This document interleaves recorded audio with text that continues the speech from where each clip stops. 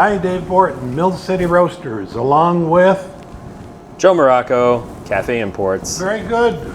We got a big agenda today, so I hope you have some patience and time because we've got some good information. We want to talk briefly about a wrap-up of the SCAA. We want to look at the coffee that we're going to roast. It's the Kenyan Oreti Estate. Joe's going to roast for us, and after we roast, we're going to groom the roast. In other words, rather than quickly running in, cupping the coffee, we're going to say, wait, time out. The final stage of roasting is grooming that roast to get your best cup. And what's to be learned as you take time to look at that roast? Thoughts, Joe? Yeah, I think it's a great idea, Dave. Very good. SCAA. Joe was master of ceremonies on just about everything. Working the Cafe Imports booth. Very minimally. Working the Roaster Guild's booth. Okay, a little bit. Serving as master of ceremonies, and I work the Mill City Roasters booth. Thoughts about the SCAA, Joe? Well, for sure, I feel it was the busiest SCAA. Everybody just had something to do. It was just like a feeding frenzy of coffee information. The classes, I know from reports, went extremely well. All of the roasting classes were excellently attended, but not only that, everybody got really good attention paid to them in the classes. The Roaster Championship, which is what I was primarily involved in, was excellent. It was a blast. We had 40 competitors, and they all showed really great roast skill. So it was a tough competition. The margins were extremely slim for victory. And who won?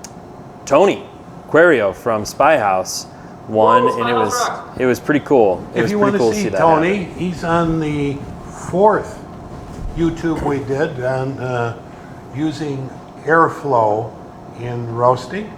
And on months coming, we're going to sit down with Joe and Champion Tony and another roaster from our area and do a round table on questions that our viewers submit. In terms of the SCAA at our booth, we were mobbed 3 days nonstop of home roasters and small roasters from throughout the U.S., Central America, Peru, and my Spanish got dusted off. So we made it. Really a good session. So for those of you that stopped by, thanks for coming by, and it was good to meet you. Joe, let's take it from there. Let's take a look at these greens that we're going to be roasting. Sounds good. So this is the Kenya Oreti Estate. This is an estate Kenya, so it's not going to be a micro lot Kenya, and it's not going to have quite all of the sorting that happens for a micro lot. It's not going to be graded as a AA or an AB. If you see those kinds of grades, those are screen size verifications. So you'll notice in the green here that the screen size is pretty small and it's pretty varied. There's a small seed there, a larger seed there. Here's a very small seed here. And the impact on roasting a lot, Joe, that has variance in size? Yeah, if you have a variance, by slowing your roasting down a little bit more, you can homogenize the way that roast takes to the coffee. Your larger beans will need a little bit more time. Your smaller beans will need less time. However, since they're in a gradient and since they're coming into contact with each other, that mass in a slowed down approach will take on the heat much more uniformly. Joe's gone ahead and culled out some points of interest on this coffee. Nick, if you'll throw it to the telescopic camera. So I haven't taken all of the defect out. I've just kind of sorted through and found a couple quickly here. But you can see here that there are a couple of shells. You can see that this one, notice that wavy line and those two little nubs. That is indicative that this was the interior coffee seed to another coffee seed that was a shell. This seed is not really considered to be a defect, but this seed would be considered to be the defect. So when they come apart, one of them is covering the other, and they come apart and you have the shell, which is what you see here. This one is a partial sour, That would be the main defect that I would worry about. But since it's only a partial sour, we would really need 3 of those to equate to a full defect. So that would be something I would just simply discard and take it out of the batch if I saw something like that. And here you have a broken. A broken will sometimes look as if it's a bug defect, but a bug defect will have a hole that will run through that portion of the coffee, whereas this does not have any holes. It's clearly just a broken seed. A couple of other points of interest are up here. This is a tri-bean. This was not part of a shell, but this grew into a seed instead of, or into a cherry. Instead of 2 facing each other, it was multiple seeds that were facing each other, and so they grow triangularly. Opposite of that is a seed that grows by itself. This is a pea berry. Both of these are genetic traits that coffee will express randomly, and they're not necessarily a good genetic trait, but as far as quality is concerned of taste, they're totally fine. What I mean by a good genetic trait, they don't necessarily mean that the offspring from that seed would grow really well. You really want an actual, healthy coffee seed for that to happen. So having these is not really the best thing for the coffee tree, but it definitely is fine for roasting. No impact on the cup taste. That's right. Okay. That said, if you were to cull out all of the tri-beans and roast them all separately, roast all of your flat beans separately and roast all of your pea berries separately, it could be the case that there's variation in the cup, but putting it all together doesn't mean that you're going to have a negative or a positive impact per se. Joe, when I roast pea berries, to me they're more intense in flavor, more intense in acidity. Is that common, or is it just that particular cup I've experienced? I think that where that is common, they are more likely to sort them out. Where it is not common, they are less likely to sort them out. I have experienced both, and I know that, for instance, in places like Tanzania and in Kenya, where they do that kind of sorting regularly, I do experience a little bit more intensity of acidity, particularly. Very good. Here we have a couple of seeds that look kind of like shell, but they're not. You can see the seam running through. These are what I would call ugly beans. An ugly bean is not a defective bean. Just because it doesn't look pretty doesn't mean it's not going to taste pretty. So when you are going through and sorting your coffee, make sure that what you're sorting is an actual defect and not a perceived defect due to our aesthetic tastes. We want to taste the coffee aesthetically once it's roasted and brewed, not with our eyes visually. And that goes for all kinds of things around green. That's why we evaluate defect only that has been called a defect, which this is not, and we evaluate flavor after we have those defects sorted out. There are other evaluations that I hear popping up randomly that are just kind of unnecessary and may cause you to miss out on some great coffees. So don't eye cup, is that the takeaway? That's right, don't eye cup. Don't ICUP. All right. All right, should we roast? You're hanging at 413, Joe. Actually, we have a question that came in.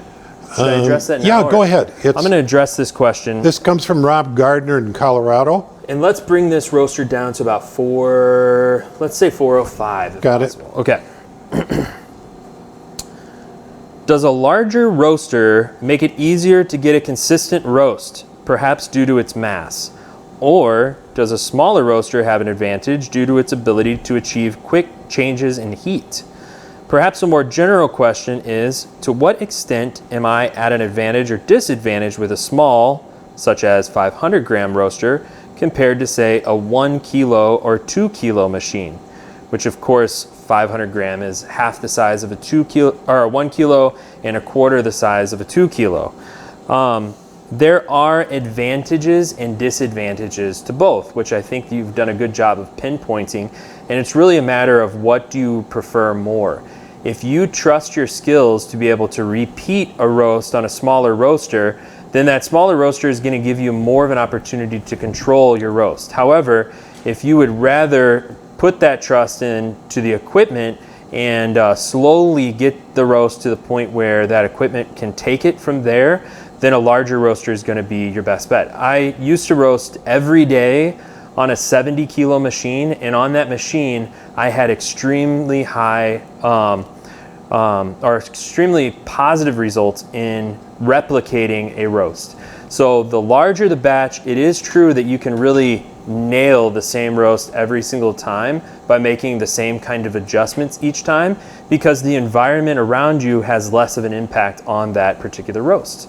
So at the same time, if I needed to make a change on that 70 kilo machine, it was much more difficult to make the change and not change it more or less than I wanted to.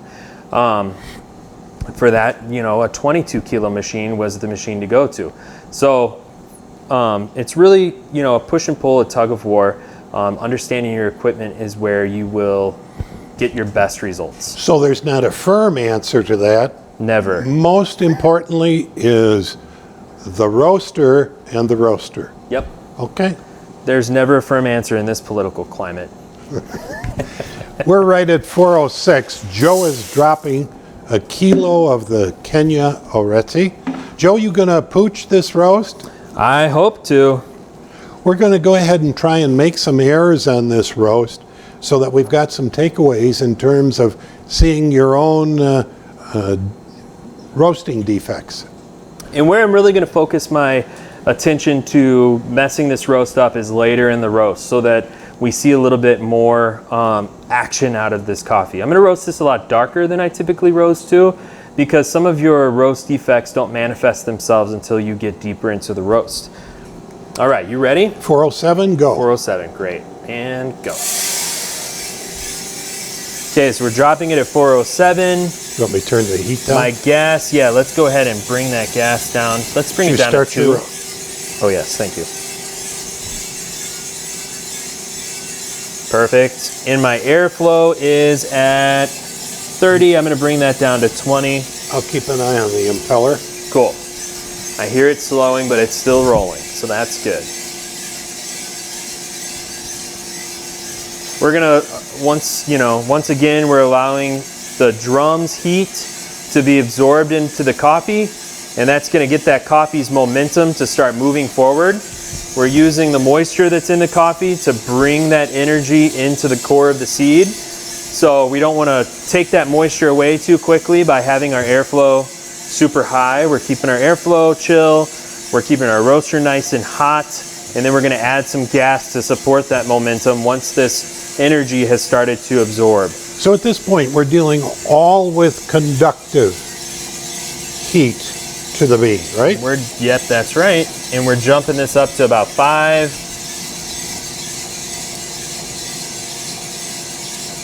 This seed is not as dense as some of the other coffees that we've roasted of late. So I'm gonna give it a little bit more of a kick in the pants to get it going. You've roasted this over at your place. I have.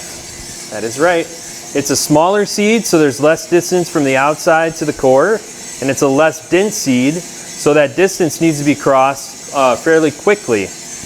All right, so I'm gonna really punch it. Good amount of heat. Your rate of rise is at 40. Great. So that's about 20 degrees per 30 seconds, and that's about the height of where I like to get. I may let this one get a little bit beyond that, maybe 22 tops. So I'm gonna keep an eye on that. You're at 50. Okay, so maybe 25 tops. Let's go ahead and drop that heat a little. Joe roasts in 30-second increments. We roast at 1-minute increments. So when I say 60 on the rate of rise, Joe understands that to be his 30. And for me, it doesn't really matter where you have that change per time set. What matters is when you look at that you can understand how that miles per hour, so to speak, translates, whether it's in a minute or a 15-second or a 30-second increment. Thank you. Okay, so now I'm gonna give this a little look, especially since it got pretty hot.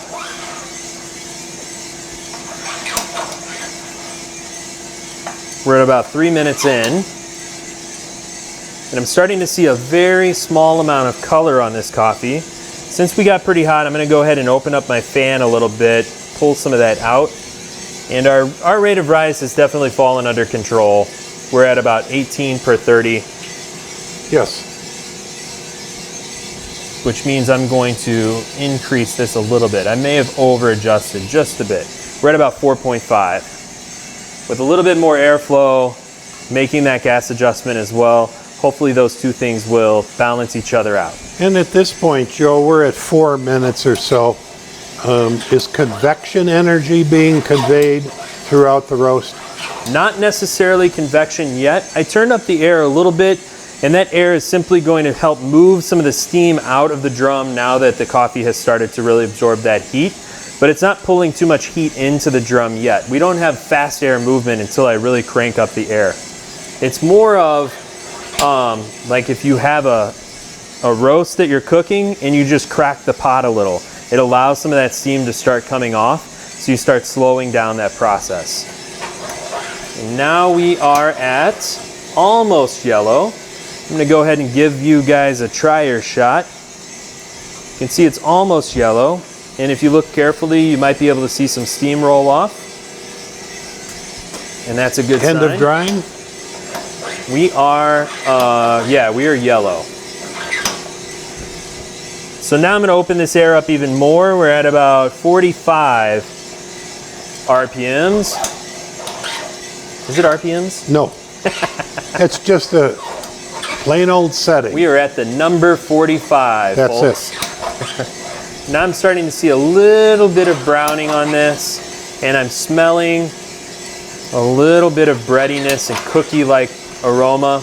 Carbohydrates? Carbohydrates are breaking and becoming simple sugars. All right.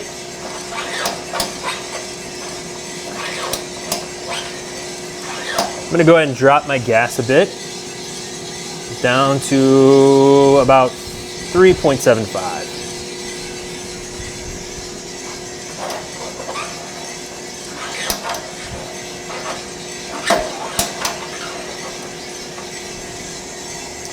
Starting to get even more brown, but you can see that the swelling has not yet occurred.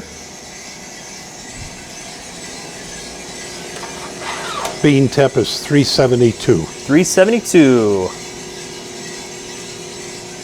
And our rate of rise is slowing. But now is when I'm gonna kind of let this catch up, take off a little bit more. And I'm gonna crank up my air a bit more to about 50.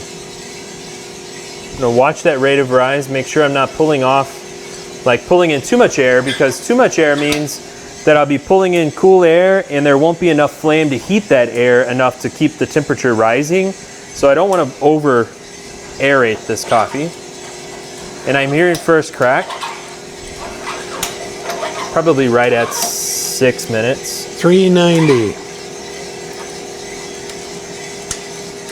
And I can see first crack because the beans are swelling. You can also see the smoke rising off, and you can also see that the chaff is really starting to slough off nicely. The seam open? The seam is opening, and I'll show you really close on that. You can see that that seam right there has opened. Now when I'm roasting, part of grooming my roast starts while the coffee is roasting. I am smelling the coffee and I am watching that smoke to make sure that that smoke is not rising off too fast. And you can see that this is really starting to smoke up. This would be moving too quickly for me, generally speaking, during this part of the roast. Don't do this at home. That's right. Intentionally miss roasting. Or do this at home once. I've done it more than once. Now you can really see that that smoke is rising off. And it's kind of billowing off. And whenever I smell it, it has a sharpness to it. Too much heat, too fast? Too much heat, too fast. I haven't brought that heat down enough. So what temp are we at now? 408. 408. And we're wrapping up first crack, and I'm gonna let this continue to roll here. This coffee is starting to polish itself off nicely. You can see now that the coffee is beginning to swell and the coffee has released most of its chaff as we're toward the end of that first crack.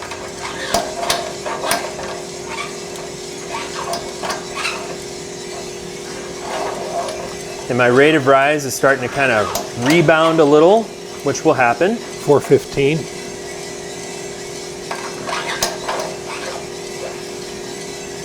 Rate of rise is 9 on your scale. 9 on my scale. So now you can see that it's turning much more brown.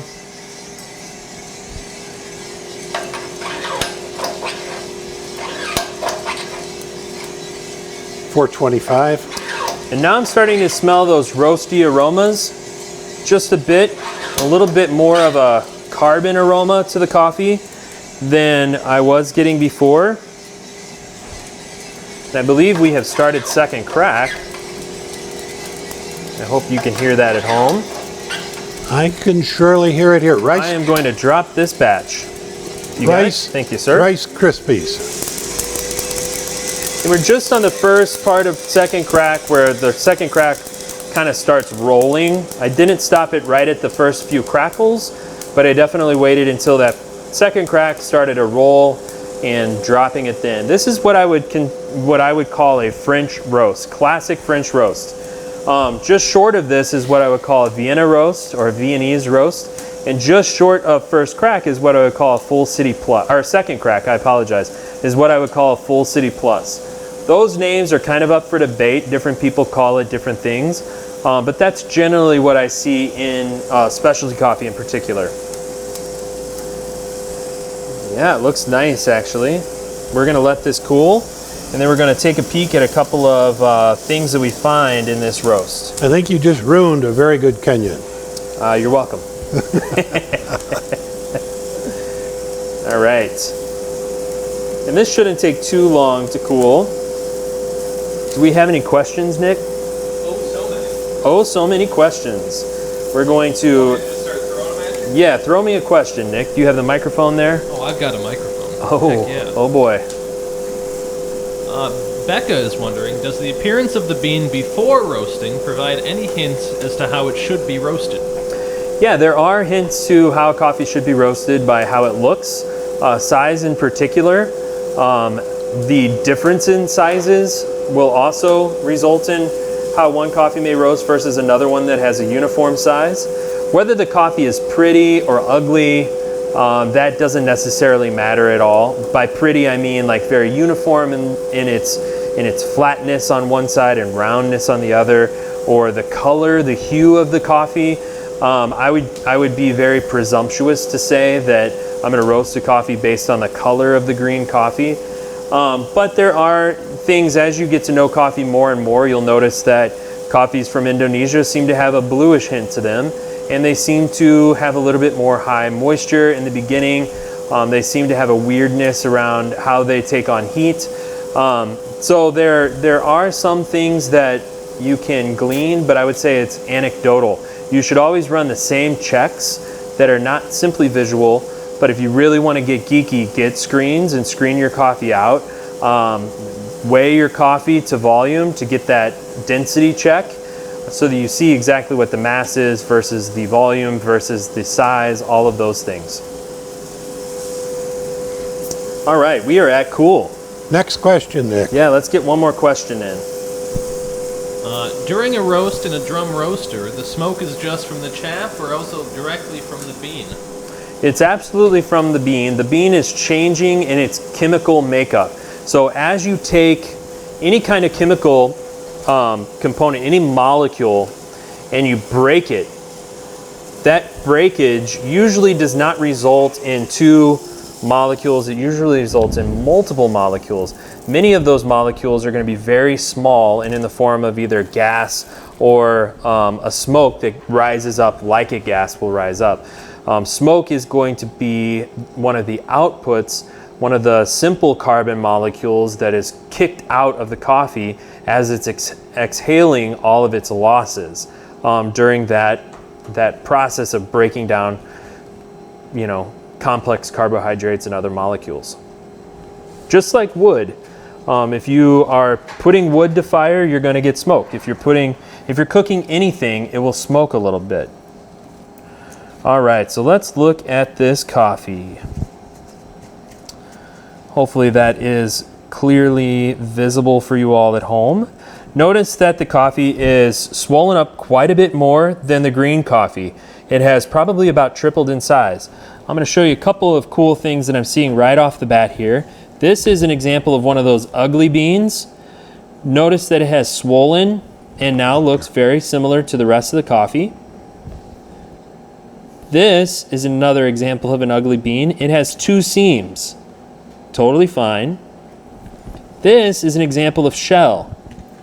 Now it doesn't look like shell, it looks like a pea berry. But if you notice, there's a secondary seam right here, and I can pull that coffee apart from that second seam, and the shell pops right off. Now that shell just broke in my hand, but there's your shell. And there's the center, that's the other bean. That other bean is what has the seam in it. Joe, when I roast, and I don't go this dark, I get a bit of a puffiness. Is that a roasting defect? If you are roasting too quickly, many times your coffee will puff out. Since I kind of took our time a little bit more in the beginning and didn't rush the roast early, which we did go pretty fast, but since this is the low density coffee, we went kind of at the speed that it needed. We don't see a whole lot of that puffing out. And what I mean by puffing out is when this flat seam opens up and the face of the coffee becomes no longer flat, but it kind of triangulates. Let me see if I can find a good example over here. Sorry for the dead air, everybody. Give me a second. I may have done too good of a job on this coffee, Dave. Yeah, you did a good job, Joe. I'm looking for tipping. I'm looking for divots. And I found tipping here. Let's look at tipping real fast. And I'll try to find, we may have to do puffing on another roast. Okay, so here on this seed, notice it looks pretty fine, but on the very tip, I don't know if you can see that at home. Can they see that at home? There is a tiny little hole. That is not a hole from a bug. That is a hole from where that plant was going to try to come out of the seed. And where that weak point is, where the coffee seed is attempting to provide space for the new plant, you build up a lot of heat in the seed, and then all of a sudden that heat will blast out through that little hole. As it does that, it will create a little burn spot, and you can see that it's really ashy at that hole. Any roast defect that has to do with the burning of the coffee in any way, you will get little hints of carbon. And by carbon, I mean that like cigarette smoke aroma or burnt rubber aroma, depending on the coffee and how dark you've roasted it. And by aroma, that component of flavor is aroma. You don't taste it on your tongue, you taste it through smelling. I also saw another defect in here. Let me see if I can dig it out. And then we can talk about divots. Yes, we can talk about inconsistency in coloration and why that occurs and how you fix it. Joe roasts too well. He tried to screw it up and he still did a good roast. Oh, here's an example of a seed that was immature. And when we roasted it, notice how it's kind of shriveled still. And it still has its parchment skin. The silver skin. And that silver skin is still adhering in a really strong way. And it looks really tight and under roasted. If I take that silver skin off, if I scratch it off, you'll notice that the seed is sometimes a little mottled in its color. That's because parts of that seed have stored energy in it and other parts don't. So that seed was still absorbing energy from the plant. So this would be an immature bean, okay? Let me find another example here of a defect. Here, I finally have found puffing, kind of. So this is a seed that has opened up along the seam. And if I open this seed up more, if I crack this in half, which I have to be careful, all the way through, Notice that there's a big bubble in the interior of that seed. That's because that seed inflated from the inside early in the roast. It took on a lot of heat and a lot of chemical exchanges started happening on the interior before the seed was able to expand and let that out. So that made the seam that is between the center cut and the outside of the coffee, it made that really tight seam inflate prior to first crack. And then once first crack happened, it just blew the coffee open. Now, is that going to impact the taste if you have a bunch of puffed? It is arguable that it will influence the taste because Okay. sometimes you get some burning on the inside of the coffee because it just is sitting in there and like smoldering. So it is arguable. So what I would recommend you do is if you see a lot of puffing, take all those puff beans out and cup them next to the regular coffee and see if there is a difference. Okay, Divots? here is a really cool thing that we're going to get to experience. This is not chipping. It looks kind of like chipping. When you dark roast, sometimes a pock will form on the coffee. This is from the wet mill, where this coffee got chipped while it was still green. So you notice that that chip in the coffee looks kind of the same color as the coffee. It's not black, it's actually lighter in color, and it kind of has a polish to it. That would be technically a green coffee defect, but a very minor green coffee defect. I did see chipping over here, which I will try to discover again. Give me just a second.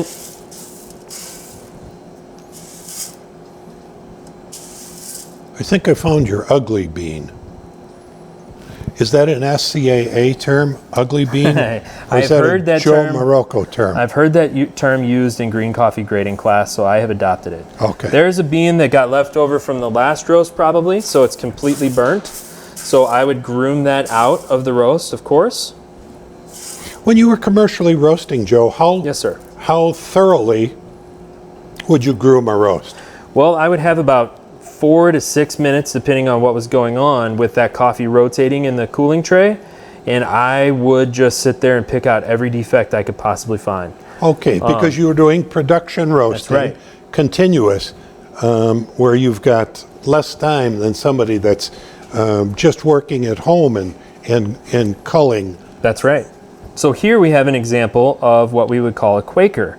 This one is a lighter colored seed that for whatever reason, whether it's because it was still immature or because for whatever reason that cherry itself was out on the branch further or something like that and not really getting the nutrients needed, this is interesting because it's both a Quaker and it's a pea berry. But this is a much lighter coffee. You'll notice that it's a Quaker and not an under roasted seed because it will be very brittle. You can break it really easily. If it was under roasted, if it got stuck somewhere in the drum and stayed more green, then it would be really hard to break. So that's a good indicator of whether or not you have Quakers or your drum is holding coffee somewhere. And I wish I could find that pock. Sorry, this is taking a while, guys. And you're looking for, you call it chipping, I've seen it also called divots, where it's blown right out on the side. That's right. They are divots, but the technical defect, according to our standards, is called chipping. That is actually an SCAA word. But you can, you know, a divot by any other name. Okay, this is frustrating me. Sorry, guys. That's all right. I also saw a face. Oh, here we go. This is not chipping, but this seed, notice, has a glossiness to it. It still has a little bit of chaff on it, but it has a little bit of a glossy sheen and it's darker on the face. That would be called facing, where it's carbonized on the face, or there's more carbon on the face than there is on the back, which is more brown. Boy, you're picky. Yep, that's a little bit of a face. And would you call that charring as well?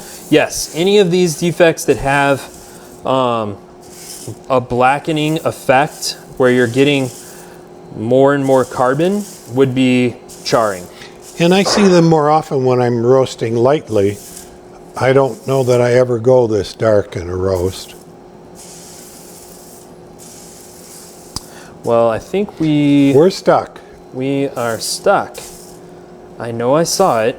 I saw it in the trier, and that's when I decided to pull this roast. It must have been the only one. Okay. Nick, any questions out there that need addressing? Well, our buddy Earhart has one. Earhart. He's wondering about the influence of processing. Dry, wet, monsooned, other.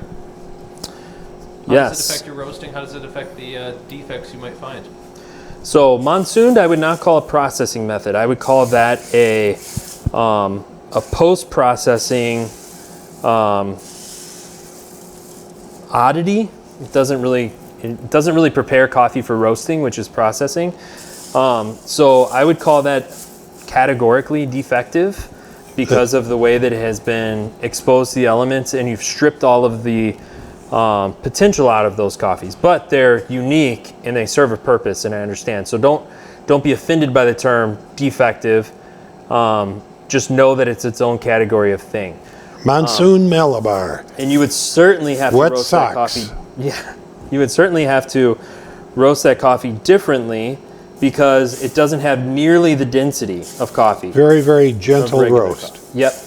And it would be very much akin to roasting a, there's another Quaker, very much akin to roasting a decaf coffee because decaffeination also strips a lot out of the coffee and keeps the coffee very light. I find decaf's one of the toughest beans to roast. They are. Yep.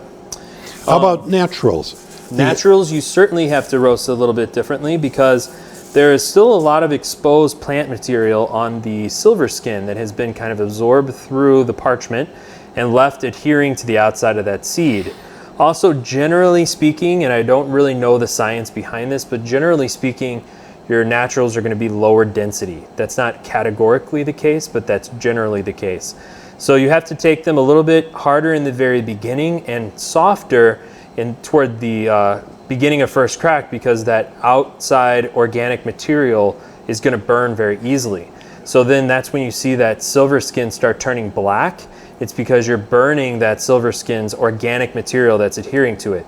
I usually call it sugary substance. It's like the sticky fruit substance that is soaked through, and it will taste kind of like burnt sugar. So what you're saying with a natural is you're going to apply heat a little bit more quickly up front and then slowing it down as you approach first crack compared to a wet process. That is correct.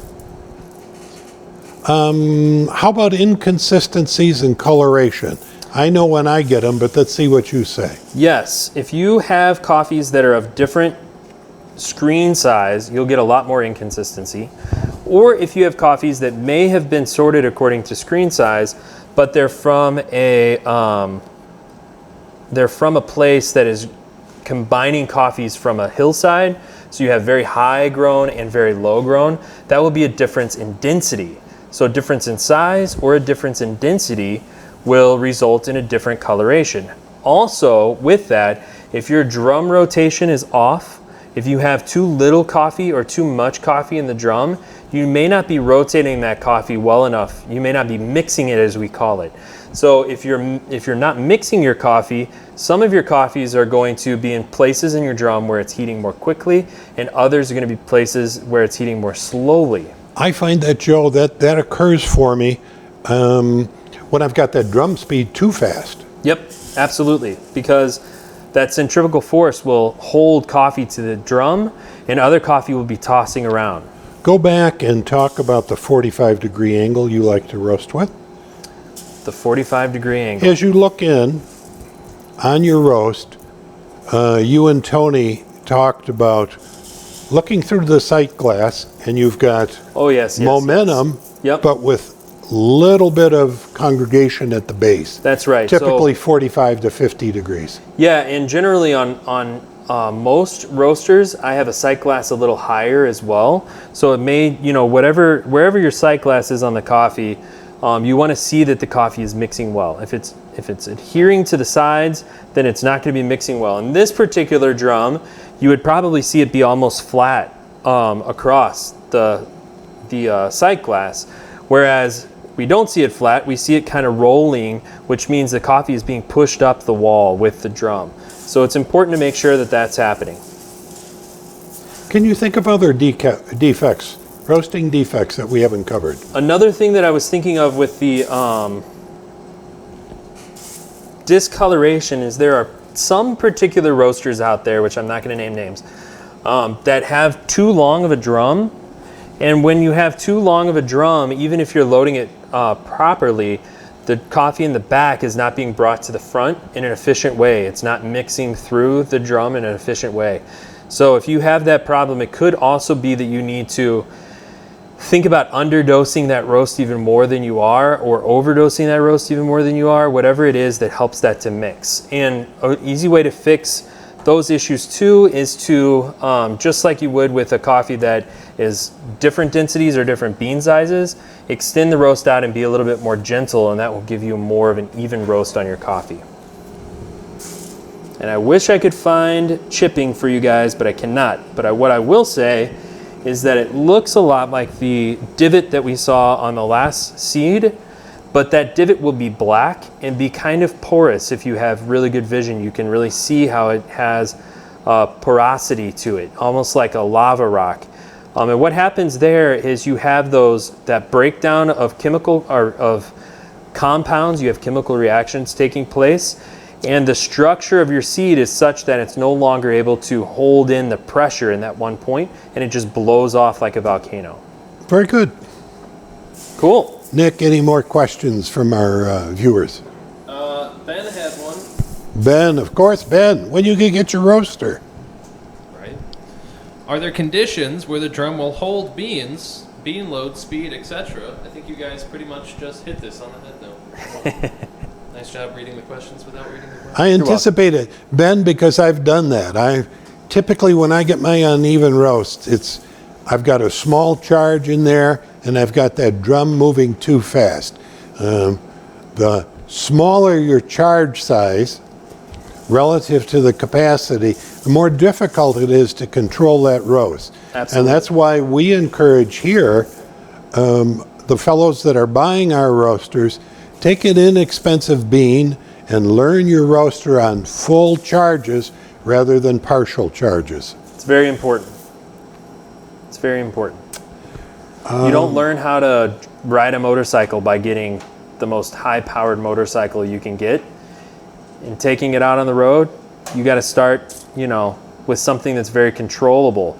And so if you are using a very little amount of coffee in a big drum, that's like being a novice on a really powerful motorcycle. It's very difficult to control, and in coffee world, you're going to get very frustrated. You're going to burn out a lot of coffee. Yep.